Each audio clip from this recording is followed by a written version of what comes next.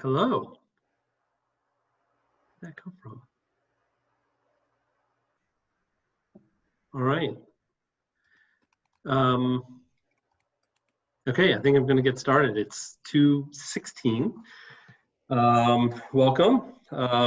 This is it's the 12th or 13th edition of the BDCC Business Resiliency webinar series, and today is June 19th. I sent out a couple of reminders yesterday and really botched that one up because I got the date wrong. So if you're here, it's, I tip my cap to you.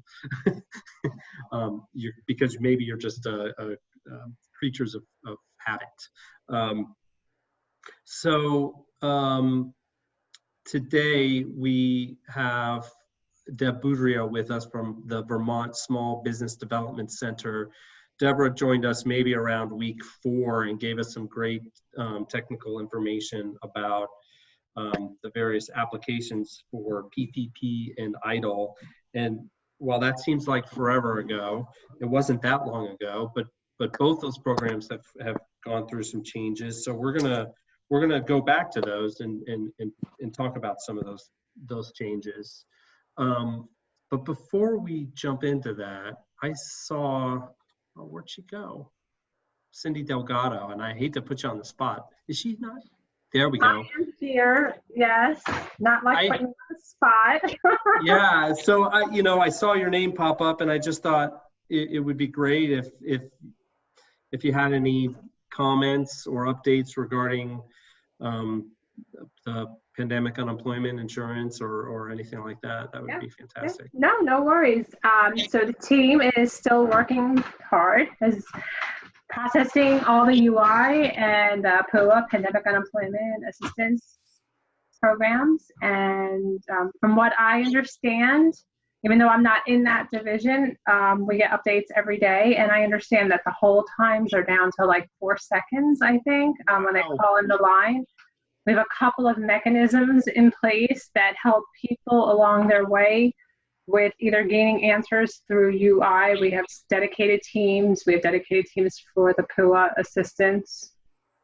I'm extraordinarily impressed and proud of the labor team and the work that they've done. And I know if you're experiencing a pain point from it, it's hard to sing their glory, but considering our state is probably in the top 4 of being able to process this that quickly with a 6,000% increase in unemployment claims, they're continuing to stand that program up.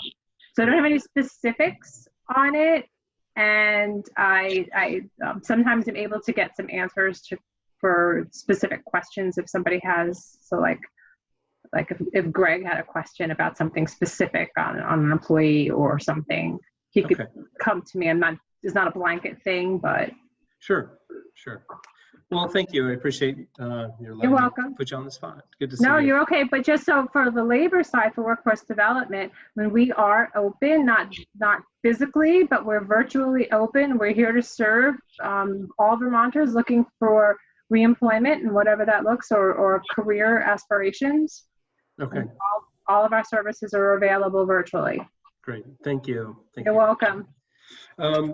So by way of just very high-level updates regarding the Vermont state programs, right now, Representative Tolino, who oftentimes joins these sessions, is on the House floor right now with House Bill 966. And some of that just at a high level, 121 million for economic relief to businesses and individuals, 5 million of which will go to Working Lands Enterprise Fund, 5 of which will go to the Vermont Community Loan Fund. 2.5 of that bucket will be issued as grants, and the others for loans. And again, I'm just sort of glancing through the pages here. The criteria is for businesses that have suffered 50% or greater reduction in revenue in a monthly or quarterly period from March 1, 2020 to September 1, 2020, as compared to the same period in 2019. $3 million to the Agency of Commerce and Community Development, also for emergency economic recovery grants. Interestingly, this is a $3 million to the Agency of Commerce and Community Development to establish a Restart Vermont Technical Support Network. And they're going to be issuing an RFP to try to identify what they're calling recovery navigators. So if you're in the business of helping other businesses, that might be something to take a look at. And then the bill has a bunch of criteria regarding what the recovery navigators should be able to help businesses with. So, you know, that's obviously on the legislature side. Yeah. Just to be clear on that, that's phase 2. Phase 1 was the previous one. Still waiting for the governor to sign it. Still waiting for the tax department and the agency of, you know, the ACCD to figure out exactly how it's going to be dispensed and what it's going to look like. This one will go through the same process. Right. So, yeah, and what Deborah is referencing is 20 million, right, Deborah? Yeah, 50 million through the first bill, 50 million to lodging, accommodations, and retail, based somehow. They still haven't quite understood, you know, there's some outline, but they're working through the delivery system, which will further define the qualifiers, based on room and meals and sales tax. But with a pretty high bar of having to prove that you lost 75%. Right, it's different. This one's different. So this one's different. So careful that you don't mix up the two. They're hoping, I heard today that they're hoping that the tax department one, so that's the 50 million, $20 million through the ACCD in some combination with, we're not sure quite who yet, maybe VITA, who knows, to get the other $20 million out. That 70 in the first group is all grant. Again, I encourage my clients always to do the math.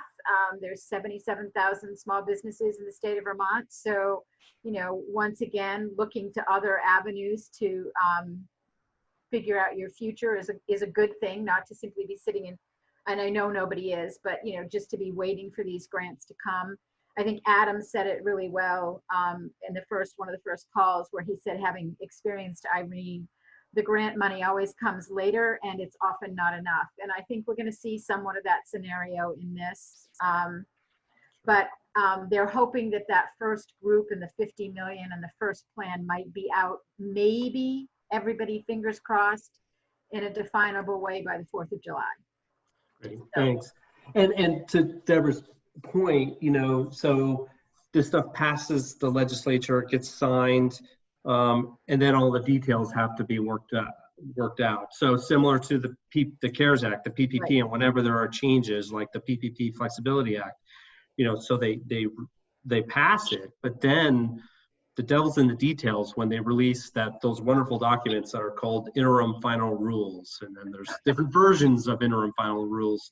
So, you know, what we're going to try to do here is make sure that, you know, we have that information and we push it out to you through sessions like these. Again, it's great to see everybody. So Deborah, I think it's our turn. We're gonna dive in, and Deborah and I are gonna, I don't know if I'd call it a game. We're gonna go through a series of. There's no tequila anywhere. Yeah. It's a very good game. That was okay. I'm out then. I don't know why. You can't see my desk, Deborah, so don't make those assumptions. So we're going to go through a series of yes or no questions. And so I thought about doing this because if you know Deborah, it's just never an easy answer, right? Never an easy answer. So part of this is a little bit of fun on my part, evil fun, in that just trying to watch you, you know, keep it together when you have to answer just yes or no. All right, so are you ready? I'm ready. Okay. Has the EIDL program opened back up to businesses outside of agriculture? Yes. Can an EIDL loan be used to consolidate debt? No. Are there still loan funds available through PPP? Yes. The PPP's final application deadline is June 30th, 2020. Yes, but I'm going to do a caveat here. I have to. It's a really important one. SBA is saying now, as of a few hours ago, that even though the deadline is to 6:30, applications actually have to be processed and into the system by 6:30. So don't wait until the 28th, 29th, or 30th to do it. You need to do it. You need to give the bank, 4 or 5 days. So, maybe think in your head the deadline's 6:25, just because I don't want you to miss out if you're thinking of it. That's all. Okay, 6:25 is next Thursday. All right, that was worth breaking the rule. Thank you very much. People should contact you in order to apply for PPP. No. Okay, yes, that's correct. They should apply. They should reach out to their local lender or via the Vermont Economic Development Authority. Okay, servicing debt or loan payments is considered working capital. Oh, RT, you're so bad. No, with a caveat. Are you breaking the rule? Well, if you want the real answer, I have to break the rule. Okay, I think we need the real answer. Okay. If it is a working capital loan. Working capital is defined as paying current existing business expenses. So if you have a loan that was established before the money, you can pay current payments but not back debt. Okay. Okay. Okay. Great. All right. The PPPFA, or the Payroll Protection Programs Flexibility Act, extended the covered period to 24 weeks. Yes. What's the meaning of life? No. Okay. Application for a forgiveness in the PPP must be done within 10 months of the business's loan forgiveness period. Yes. The term on idle loans is 10 years. No. That's right. The term is 30 years. 30 years. Okay. There's a new modified PPP loan forgiveness worksheet and application. Yes. Okay. And that, if you Google that, it's on the SBA's website, or Deborah or I can send it to you. And we'll come back to some of these because this one needs a qualifier as well. Yeah, okay, thank you. Non-agricultural idle applicants who submitted their applications on or after May 4th do not have to reapply. Correct. Okay. So what happened was, when they shifted the idle program to agricultural loans, there were some folks who had applied who weren't agricultural based businesses. And a lot of questions emerged around whether or not they'd have to reapply. So if that's you, you don't have to reapply, and you should be getting a notification that your application is still active. And if you're very concerned, you should call the hotline number. But submitting more than once is only going to delay the process, because then the SBA has to sync the loans together, and that takes them longer. Is the safe harbor exclusion number 2 for businesses that are not able to rehire employees or recruit those with the skills needed to perform the job?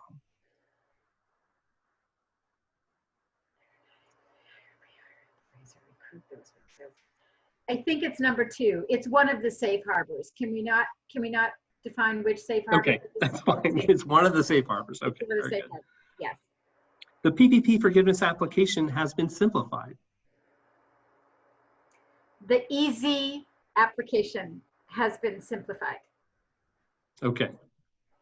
And it went from, this is actually the next question, it went from 11 pages to 2. The easy application went from, it didn't exist before, but essentially, yes. But the 11-page one still exists. Okay, okay. There's no more tiering with the forgiveness. If someone doesn't quite use 60% of the loan proceeds for payroll, and I'm talking about the PPP program, there is no forgiveness. Incorrect. So that's a no. Okay, all right. And I'm sure we'll come back to that one. Yeah, we will. We'll have to. That's called threshold. So let's come back to threshold. Okay. Because it's been a big one. If debt service is working capital, as we previously mentioned, we're not paying back debt, we're just servicing the debt. Can one use loan proceeds to aggressively pay down a loan? No. Okay. You have to think of it as operating expenses. Okay. Okay. That's consolidating debt. Aggressively paying down loans they would consider consolidating debt in some way, and that's not allowed. Okay. So just keeping up with the general payments. Pay your monthly bills, and that's it. Gotcha. All right. Well, I got to 17 questions. You did get to 17. Okay. So we wanted to go back to thresholds. Or if there's Deborah, if there's any other sort of high level comments that you'd like to share with folks before we go back to specifics, please feel free to do so. I spent several hours yesterday reading the PPP, the 2 applications. So there are 2 applications for loan forgiveness at this moment. The 11-page one is almost exactly the same as it had been previously, with changes to modify it for 60-40 versus 75-25, those changes that extend the term to, the 24 weeks that is your user period. But basically it's the same. That application before was still waiting a second interim final report. So they still haven't cleared up all of that stuff. So we're waiting to see what that says. Here's what we're telling our clients. Don't go for forgiveness right now. Wait, there's no gain in doing forgiveness at this moment. First of all, the banks aren't doing it at this moment because even though we've seen the IFR, we've seen the applications, we've seen the instructions that come with the applications. In addition, the banks get a set of rules and guidance from the SBA based on all of that, and they have not received that yet. So they're not even doing it at this point. And because everyone, whether you applied before 6/5 or up until the end of the month, they have changed the application to that 10 months that you have. What happens at 10 months is if you wait that long, and you certainly can, if you would like, then you put in the application to the bank verifies it, sends it to the SBA verifies it, they reimburse the bank at that point for the forgiven portion of the loan. The unforgiven portion gets turned into a loan by your local bank, again, 2-year term, pre-6/5, 5-year term, post-6/5. And they will then at that point notify you the first date of your payment. And that process between the SBA and the banks is going to look like it can take up to about 90 days. So there's really no reason to be the first person out of the gate with this and be the test case to how these applications work. Our next step is going to be to take a case study and run it through both applications, the easy form and the long form, to see what the company, how that changes your forgiveness level. They're going to be different. I can already tell you that. There may be some reasons for some companies to do the short form, other companies to do the long form. Until we get enough data to understand what exactly makes the difference, and we've actually seen several applications go through so that we could go, yeah, if you're in this bucket, kind of just do the short form and that's going to be good enough. So I think right now, give everybody, again, there's no reason to rush to do this. Give the lawyers and the CPAs and us and other people and the banks themselves the chance to go through this and figure out exactly what it means. So yeah, I mean, would you recommend that somebody just, you know, print out both applications and just sort of, you know, I tease that it's 11 pages. It's 11 pages. But that includes worksheets and stuff. So, you know, it really wouldn't take somebody that long to sort of go through it. Oh, yeah, it would. Sorry. Yes, of course you can. Listen, I'm not kidding you. I've been now reading IFRs. I've become somewhat of an IFR expert. And that stands for interim final rule. Yeah, that's the interim final rule. It is especially the 11-page one is intensely complex. Of course, it's there for you to read. You should read it if you want to read it. Right now, if I were a business owner trying to deal with COVID, I would not be reading these applications at this point. I'd be worried about other things. Here's again what I would suggest. If you haven't spent all your money and you were in that first group and you now have the opportunity to continue to spend the money over because you're going to choose a 24-week one, continue to spend the money until it's gone. Okay. And then at that point, we'll figure out what forgiveness looks like using the short form or using the long form. Okay, great. Okay, great advice. Okay. Yeah. Yeah. So, in other words, focus on the business. Don't waste your time with the applications. Yeah, it's a kick in the butt. I'm not going to tell you it isn't. Right. Okay. So I interrupted you. You were going. I think so. Threshold. This has been a big one, and the IFR actually did address that. So the concern was that if you didn't spend 60% of it, you would not be on payroll. You would not be in line for forgiveness. The IFR finally came out and said it is not a threshold. So it's not a number that needs to be met in order to apply for forgiveness. However, if you do not reach 60%, it is going to reduce your forgiven amount. Okay, so similar to before. And so there are ultimately things that will reduce your forgiveness amount. Those are going to happen.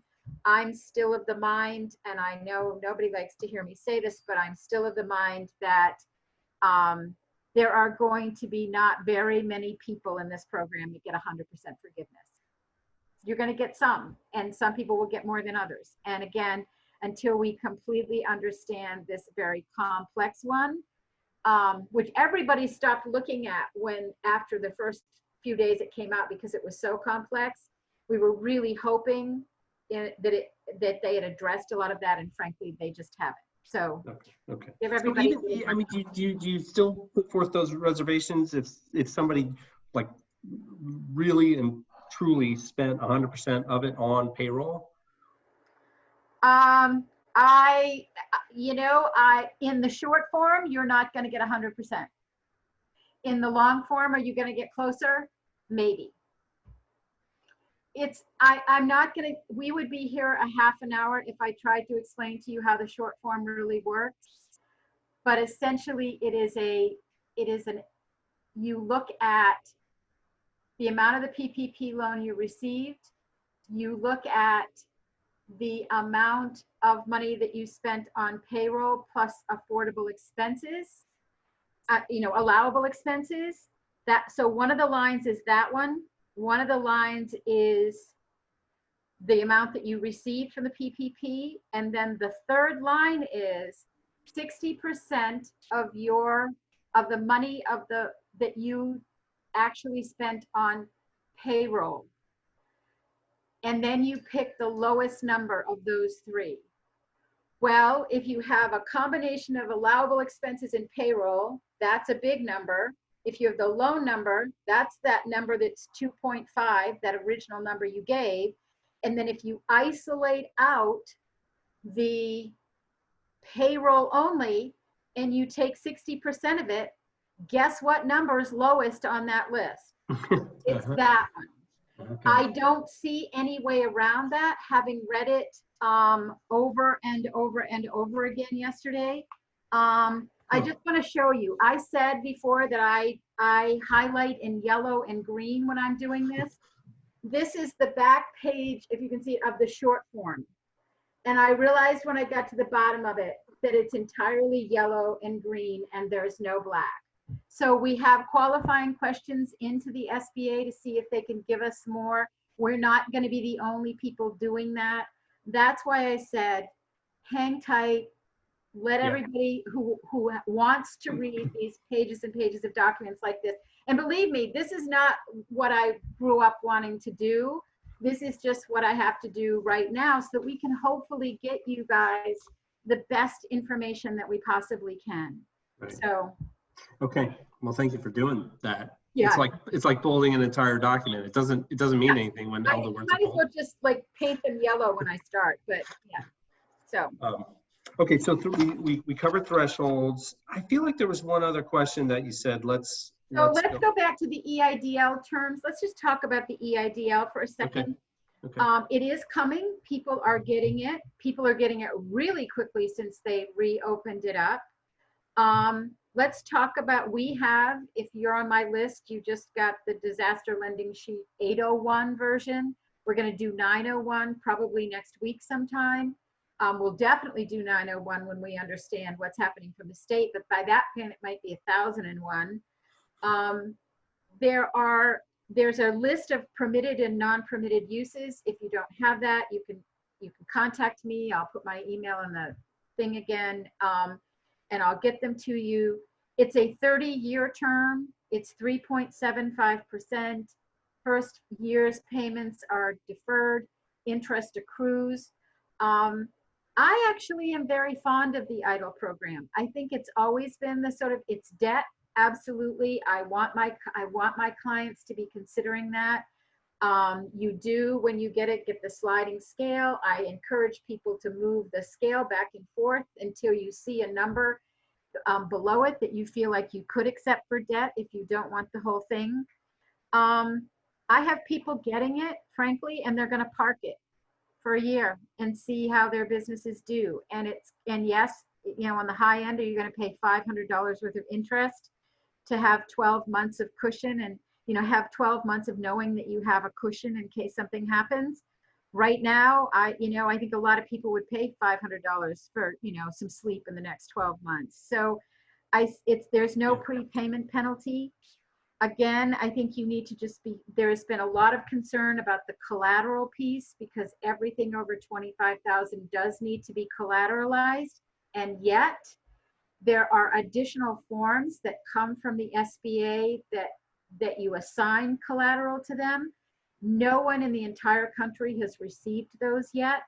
The SBA is saying right now on the federal level, we may or may not issue those when things slow down, when they're not processing, 6.5 or 7, probably by now 7 million applications. So will you get that eventually? Yes, maybe or maybe not. So it's yes, maybe or maybe not. People have been concerned because if you're reading the loan documents, and this is really important, it says in the loan documents that you will be assigning both real and personal property. People are concerned, and as you should, because the word personal implies personal. For the SBA, the definition of that is this: real business property is real estate, so it's land or buildings. Everything else the business owns, from your pencils to your computers to your equipment to your inventory, is considered personal property.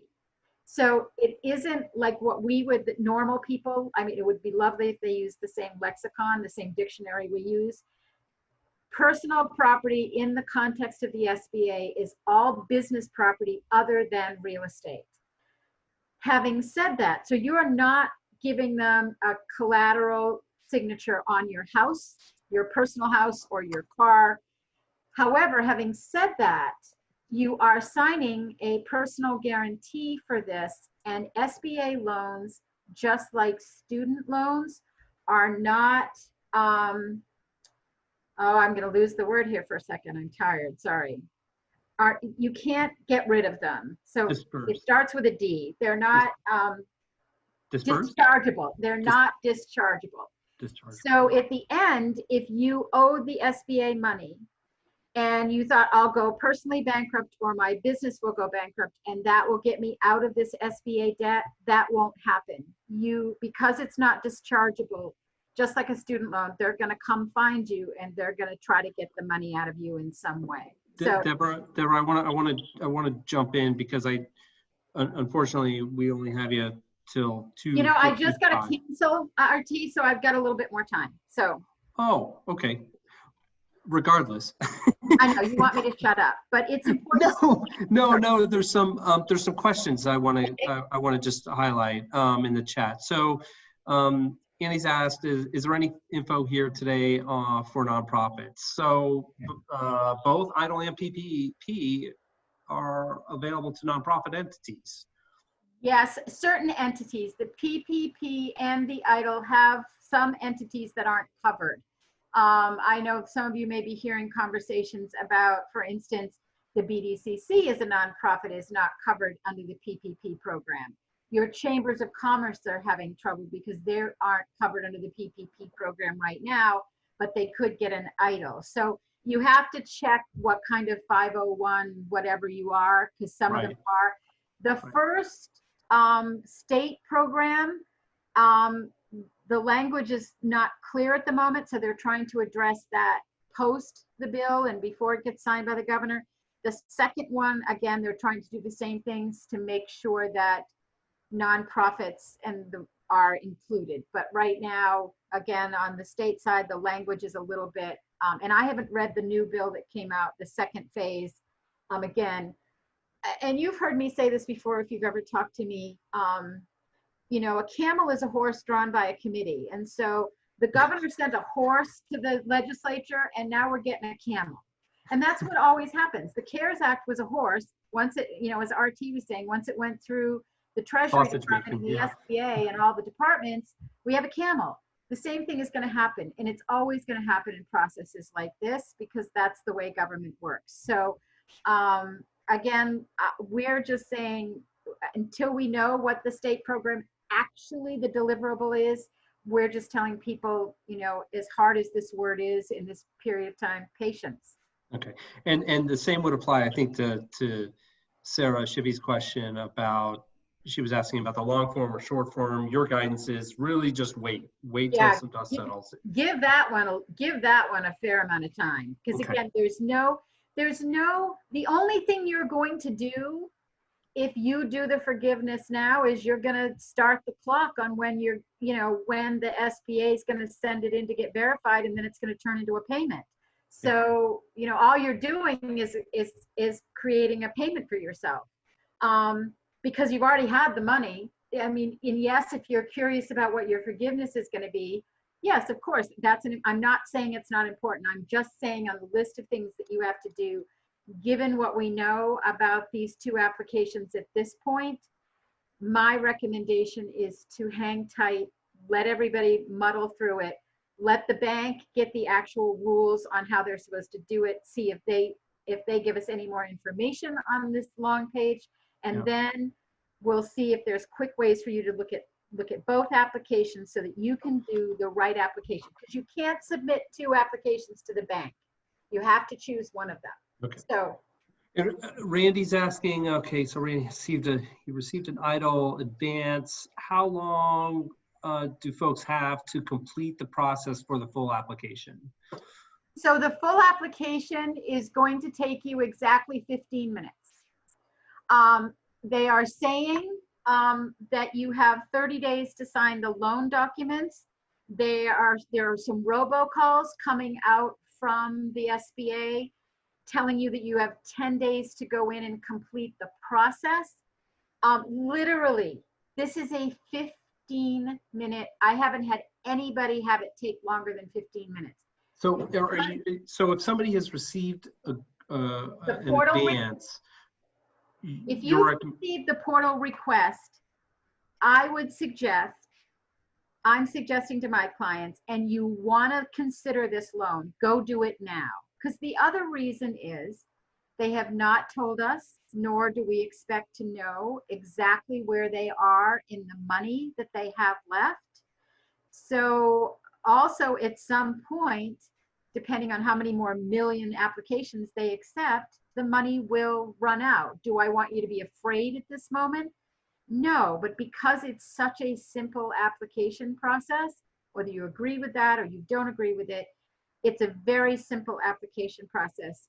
Go do it, take the money, then we can, again, take the money only if you think you can do debt. Look, if you're already behind the 8 ball and this isn't going to save you, don't take it. I mean, we can certainly each have a conversation about that, but it's a really short one. So you're getting notified that it's open, that you can go open it. You have 10 days to complete it. And then you have 30 days after that to sign the loan papers. We don't think, unless again, things start to cross over because they're trying to do it so quickly, that they will actually do the disbursement until the loan papers are signed. And so if you need the money, sign the loan papers. Yeah, yeah. We've got, so this may not be the largest group we've ever had, but we've got some great questions coming in. So thank you. From John, if then this gets to the safe harbor we touched on a little bit earlier. If an employee quits, does that full-time equivalent have to be refilled to be eligible for forgiveness? So the way the safe harbors are reading is there's 2 of them. One of them is about that you have to the end of your forgiveness period, which is now 24 weeks, to bring back as many of your employees as you can. Or other qualified. Or other qualified. Right. So see, here's the weird thing about the long form. In the application, you created a number of FTEs based on your reporting for 2019 and an average month of payroll, that you paid times 2.5. In the short form, your employees, you attest to some things about them, but they aren't actually part of the calculation.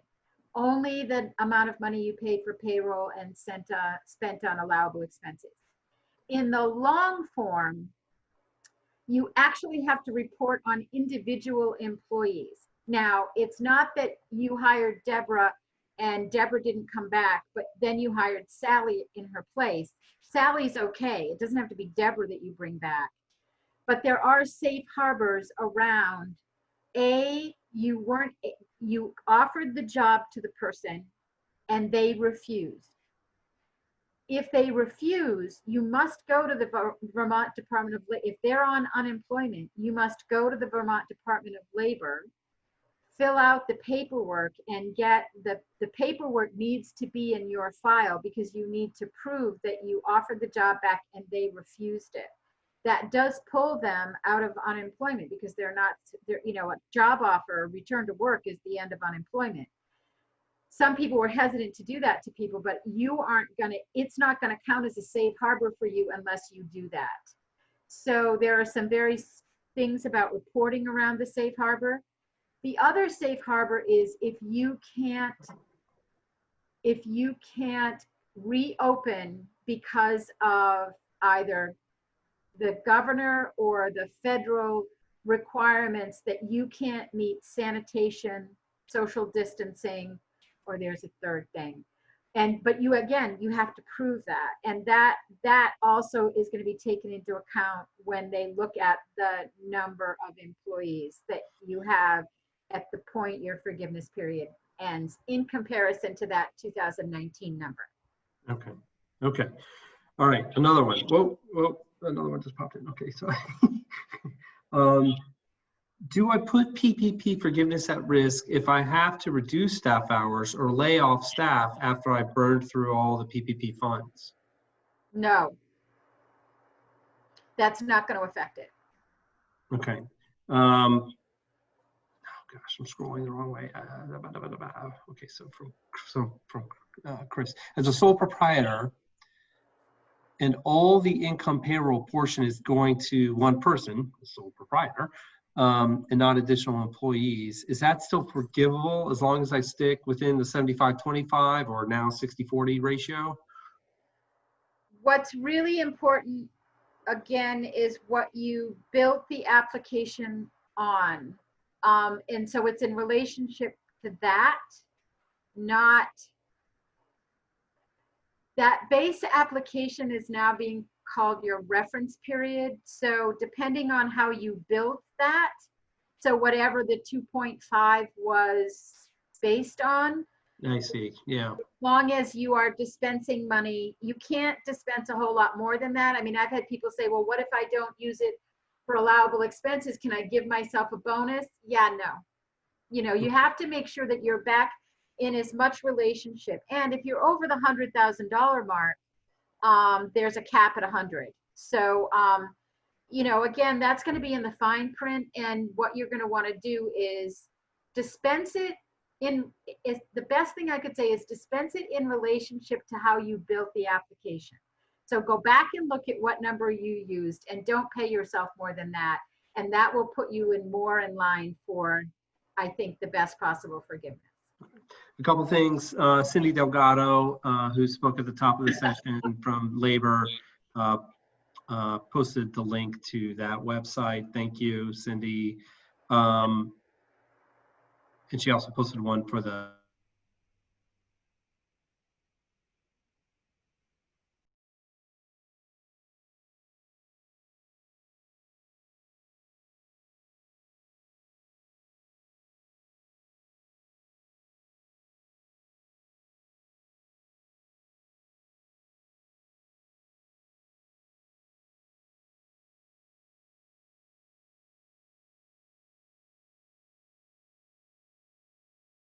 language in it that I saw when reviewing it that said, for example, ACCD and the other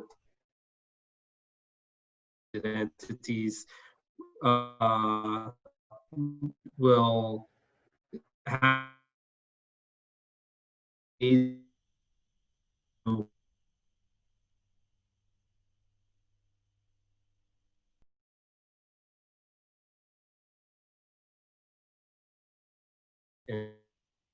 RT, I think for round one. really, Yeah. so, you know, we're Don't expect to end this money to come to you in or room and meals, and you have not with the Vermont Department of Taxes, you need to go do that now. Don't wait until the program opens. Go get that set up now. They're not saying it will knock you out of eligibility, but they are saying very clearly it will make the process a whole lot smoother. So in the 801, I actually gave you the link because it's several pages in on the Vermont Department of Taxes to set up that electronic account. So I went through and found it. So that link is there. So if you don't have, if you haven't in the past set up your sales or room and meals tax online account with the state of Vermont Department of Taxes, go do that now in anticipation. Then Christina Moore from Storm Petrol, I think she's looking for us to dig a little deeper into the question that I think Randy asked about burning through your PPP funds. Do you somehow put your eligibility for forgiveness at risk? So can you talk to that a little bit more? Like, is that really true? Did I get that right?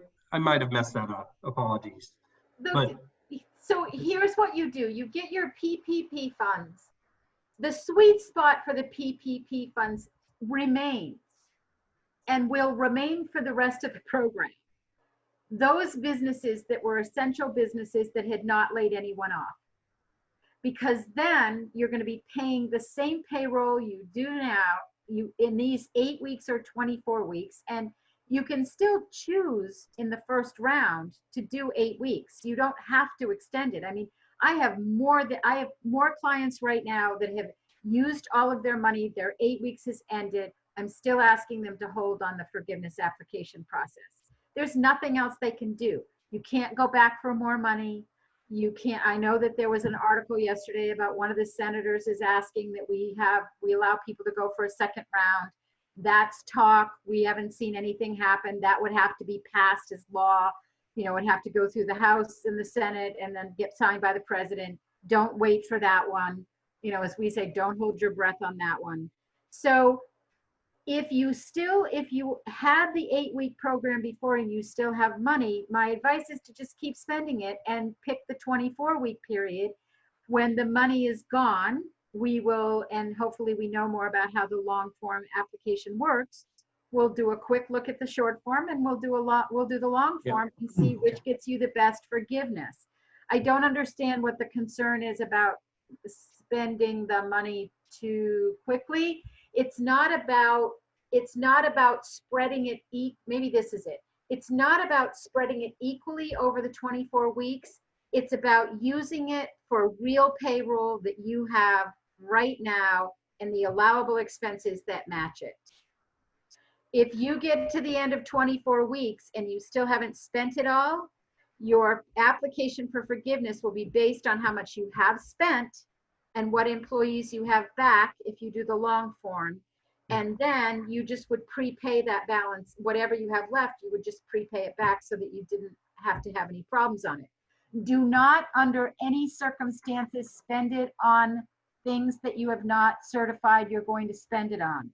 For the first time in the IFR, it's been in the fine print on the signing documents of the PPP about fraud and how the federal government feels about misuse of funds.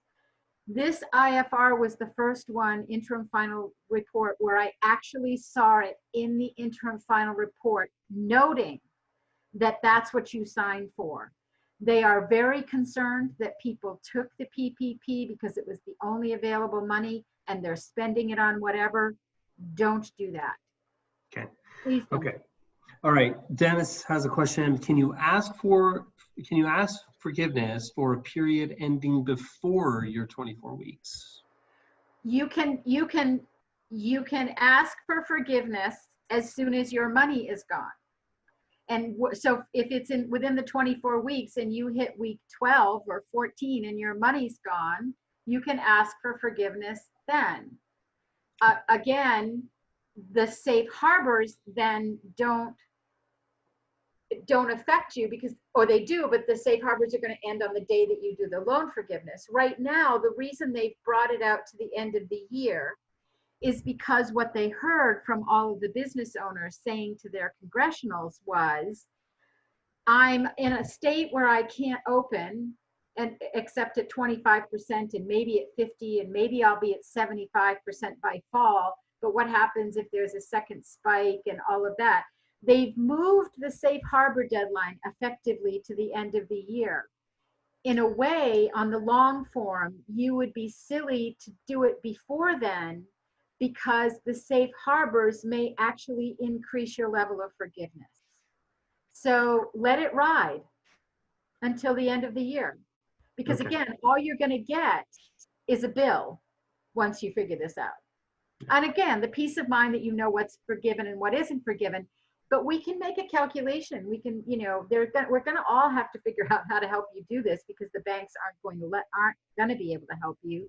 And again, we've been requesting training so that everybody who helps you, one of the questions ought to be, if somebody offers to help you, have you had training from the SBA on how to do this? Because otherwise, there's enough gray area in this wording so that we want the final word to be from the SBA, who's actually the person who created the program. Okay. All right. I don't see that there are any other questions. I'll pause for a moment to see if there's any others that pop up. I put my email address in there for everybody if you want to ask a personal question. But Deborah, just to review, you said the meaning of life is no. Or yes, depending on where you are in the conversation. The applications for forgiveness, there is now an easy one, but the long one still remains. The advice is to wait until there's more guidance and more information. There's no reason why you can't wait. The threshold of the 60%, there still is the concept of sort of a tier, if you will. If you don't happen to reach that 60% use in payroll, so that's probably good news to some folks. The EIDL program has been reopened to non-agricultural businesses. While there haven't been a lot of new programs released by the federal government, there have been a lot of changes to the existing ones that merit folks keeping on top of it. So Deborah, thank you so much for your time today and expertise. I really, really appreciate it. Thank you. Welcome. Thanks, everybody. Yeah, and the next session, we've been doing these every 2 weeks. The next session looks to be, as I stretch my neck, July 3rd. That's right before the holiday weekend. So stay tuned. I'll send out an email reminder. Hopefully it will have the correct date this time. Yep. So thanks so much. And Sarah, I'm so glad that I see your face. So now I realize we've actually met. Yes, good to see you.